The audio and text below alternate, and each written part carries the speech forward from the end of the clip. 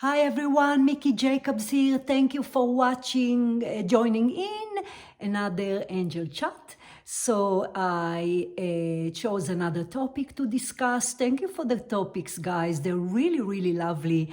And if you inspire to request a topic, it is inspiration of spirit to share the knowledge with other people.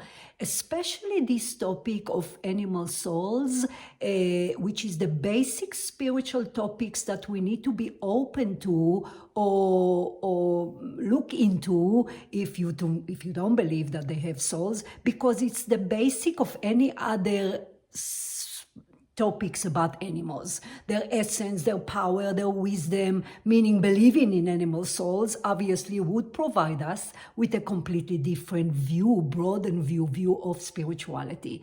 So as the viewer was asking, where is the end? If pets have souls, where is there other animals? All living beings have souls within their body, which is a fragment or part, a small part of the Creator within the body. So all animals, all wild animals, from an elephant to an ant to a spider to a snake, and certainly within our pets, and since we are living forms, certainly within all human beings. So it is the soul or God consciousness or spirit. Sometimes it's called Christ within. So there is a lot of different names in spirituality. It's all mean the same thing. The energy of God resides within all living forms, and it is what sustains us.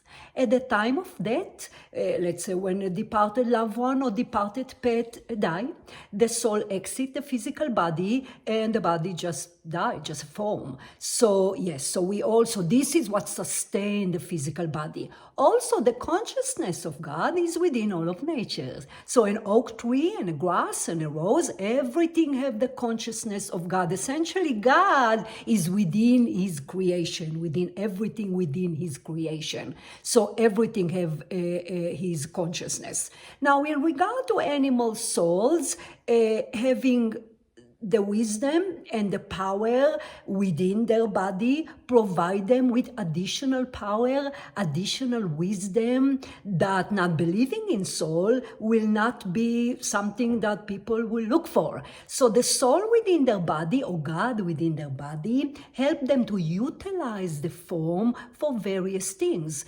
Like a human soul, our soul within our body, utilize our form, utilize our personality, utilize our intellect or mind, the same thing.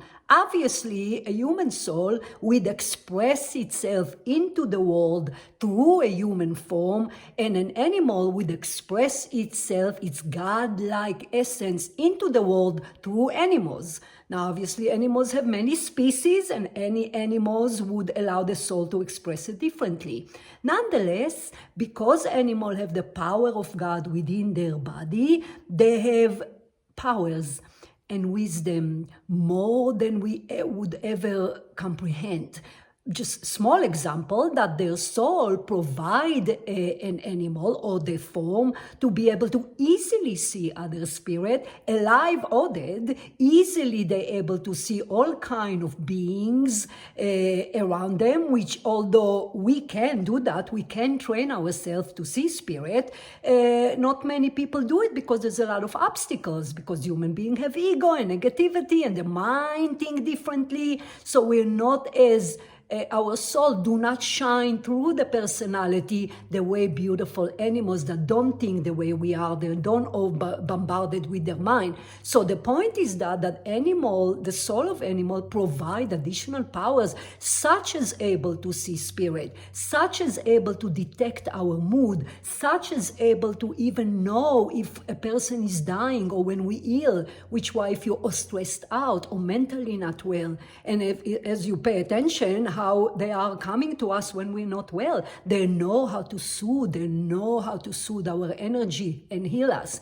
protect us. So the soul within animals provide a lot of broadened perspective about their important mission in our life and what it is that they're teaching us.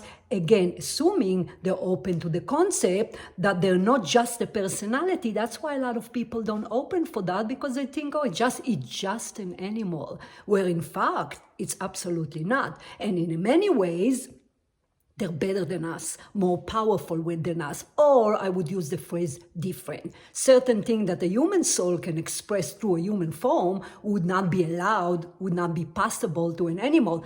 Different.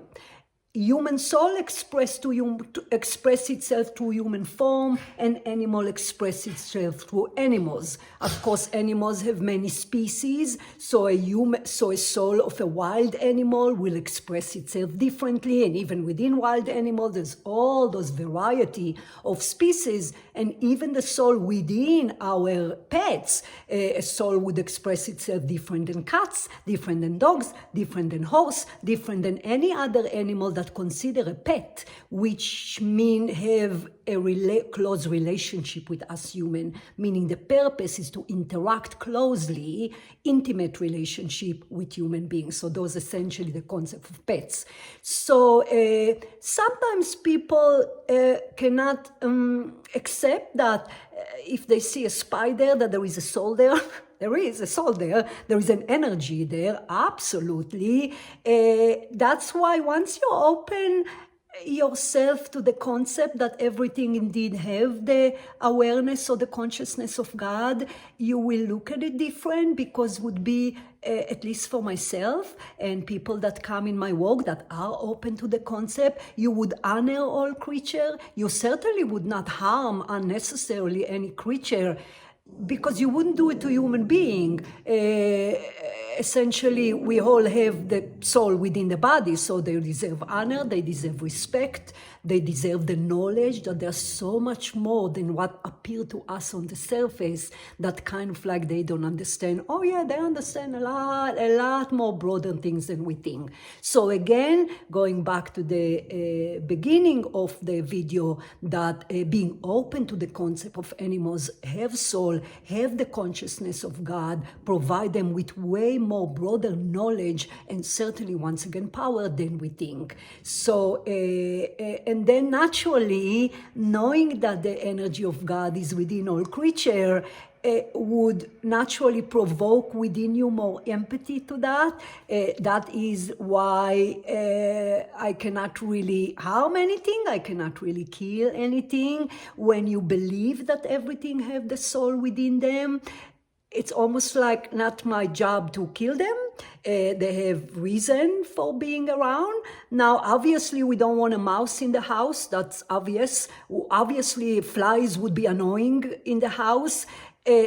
But it just comes with the territory of believing that they have a much deeper essence to them, as to their purpose. So the point is that obviously spirituality doesn't mean you live with unwanted creature in the house. It's just a way to do that, perhaps move them. And again, it's not teaching. This is come natural, that once we believe in the concept of souls within the body, you would look at animals different. You would appreciate more wild animals, which they are unbelievable. Obviously, you would appreciate just seeing them. If you sit in the park and watch ducks, then the perspective would be different, because now there is a connection between the souls, and believing that the energy of God is the energy of God. It's the form that's different, and therefore they're certainly equal to us, not secondary, not second citizen, not just animal, as a lot of people tend to say, which is completely wrong. So I hope that would explain the viewer.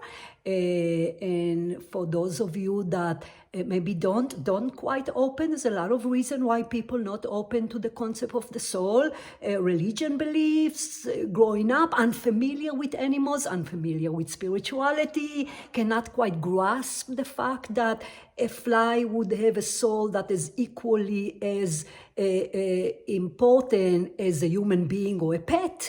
So there's a lot of reasons as to why I believe teaching like myself is to open your broaden a little bit more, which the fact that this lovely viewer even asked about it, it's mean that there is some openness there, of course. Otherwise, asking about soul would not even be within the broaden of something to talk about.